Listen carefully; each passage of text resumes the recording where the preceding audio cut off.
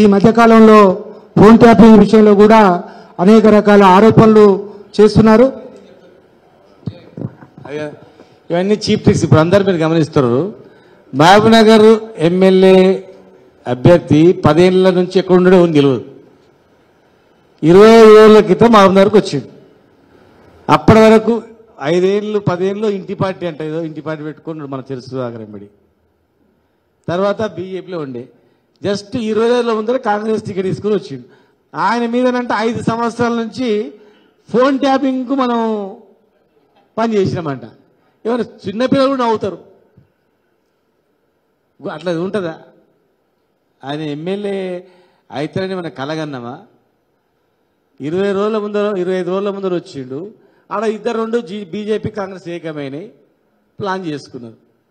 5 ఏళ్ల క్రితం ఈయన వస్తాను ఎవరు ఊహించారు ఒక్కరగా? అంటే వాళ్ళు చెప్పే మాటలకు, అబద్ధపు ప్రచారాలకు, గ్లోబల్ ప్రచారాలకు ఏ రకంగా దాడులు ఉంటుంది చూడండి.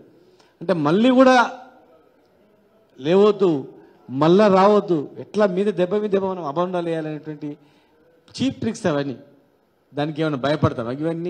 ఇవన్నీ భయపడి తెలంగాణ రాకుండా అది వదిలిపెట్టు, దాన్ని చూద్దాం. కానీ మీ సంఘాలు ఏమైనా చేతనైతే మీరు చేయండి, లేకపోతే మేము చేసుకుంటాం గ్యారంటీ.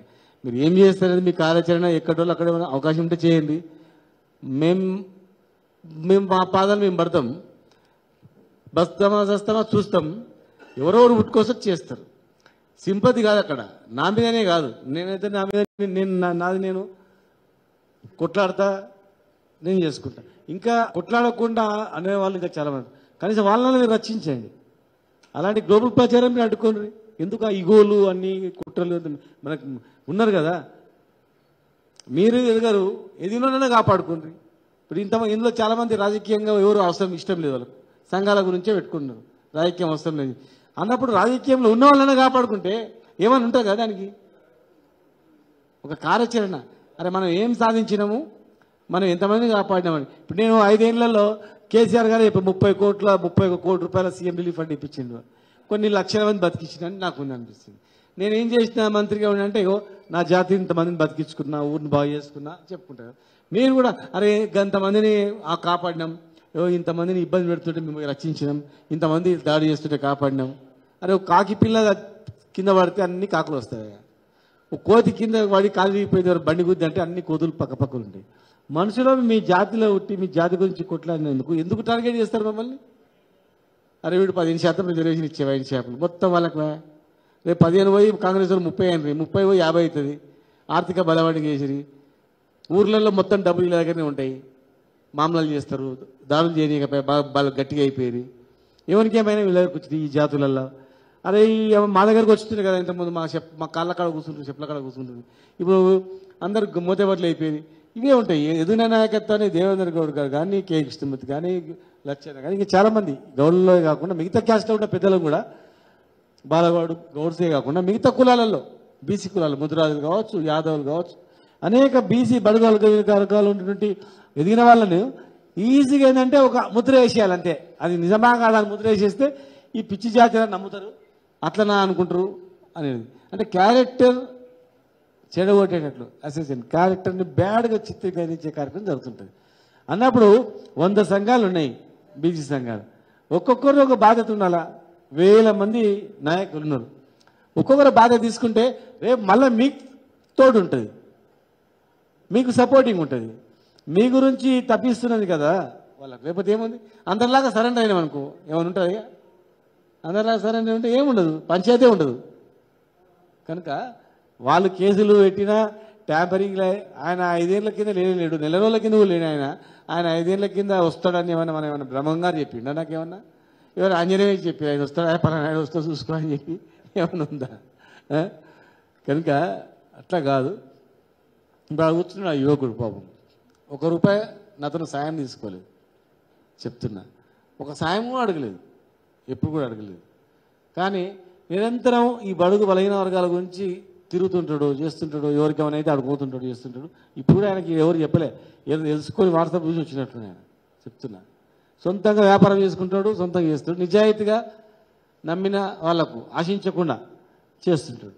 కనుక కనీసం మన తనతో లబ్ధి పొందిన వాళ్ళు కానీ రకరకాల వ్యక్తులు ఉన్నారు కదా.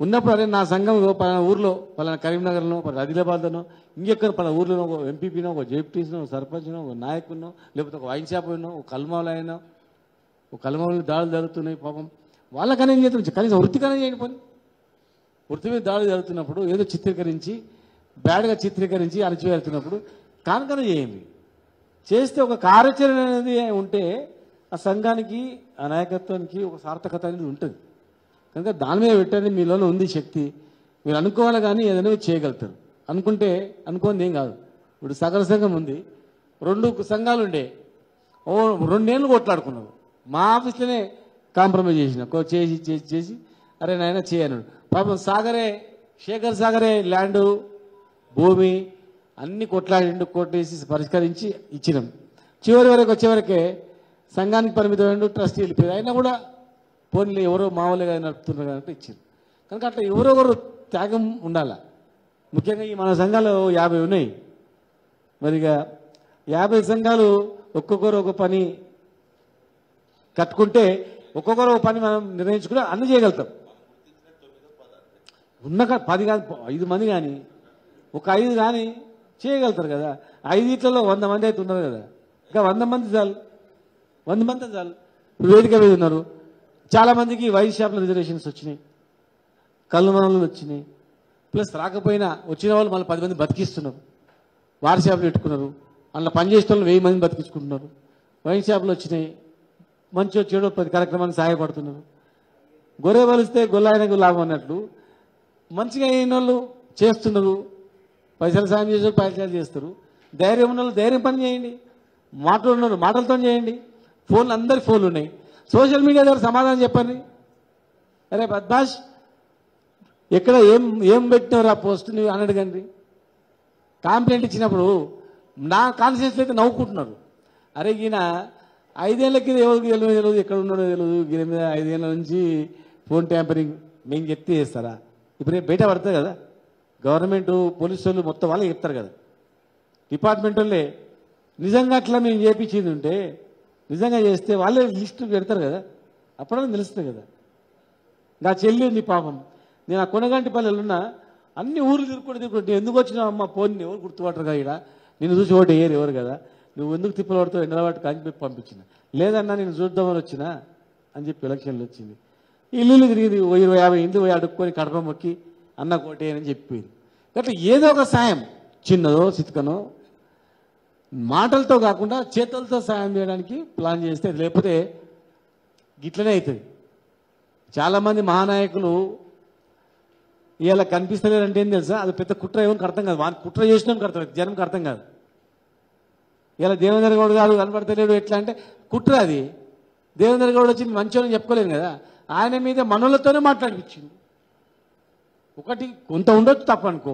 దానికి 100 కలిపేసింది అట్లా ఉదాహరణ చెప్తున్నా కనుక మనం కార్యాచరణ అనేది ప్రతి మనిషికి ప్రతి సభ్యుని కూడా నాదొక కార్యాచరణ ఉండాలా సోషల్ మీడియా ద్వారా ఎదురు తిరగడమా లేకపోతే ఏదైనా మాట్లాడుతుంటే అబద్ధం మాట్లాడుతుంటే మీడియా ద్వారా నిలదీయడమా ధైర్యంగా ఎదుర్కోవడమా ఏం చేద్దాం ఉంటే కొత్త వాళ్ళు పుట్టుకొస్తారు కొత్త నాయకత్వం తయారవుతుంది అంతరించుకున్న పోతుంది ఏంటంటే ఎదిగినోని కాపాడుకోలేకపోతారు కదా ఇన్ని గుప్పటి సంఘాలు ఎదిగినోనే కాపాడుకున్నప్పుడు కొత్తగా ఎట్లా ఎదుగుతారు చెప్పండి కనుక చేయండి మేము ఉన్నాం ఎవరు వచ్చినా రాకపోయినా ధైర్యంగా మేము ఎదుర్కొంటాం మన జాతి గురించి పేద బడుగు బలహీన వర్గాల గురించి ఎన్ని అబద్ధ ప్రచారం చేసినా వాడు ఎన్ని కేసులు పెట్టినా ఎన్ని వీకినా ఏం చేసినా భయం అనేది లేదు ఒక కణం కూడా భయం అనేది ఉంది శరీరంలో సమయాన్ని బట్టి దాన్ని ఎదుర్కొంటాం గ్యారంటీగా మా చేతికి అవకాశం వల్ల అధికారం వస్తే ఖచ్చితంగా కసితో పనిచేసి